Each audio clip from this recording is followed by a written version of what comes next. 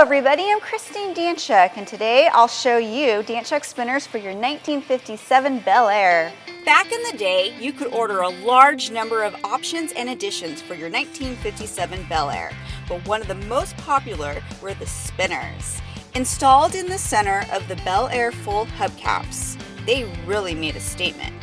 Danchuk has been making the spinners for decades, and these made in the USA beauties are absolutely beautiful.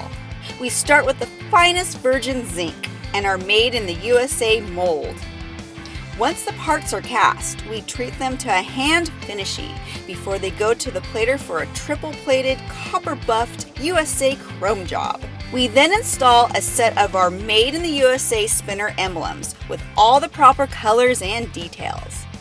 They come to you complete with all the mounting hardware, ready to install on your Classic, which will be a guaranteed head-turning showstopper. Danchuk, there's no comparison to parts made in the USA.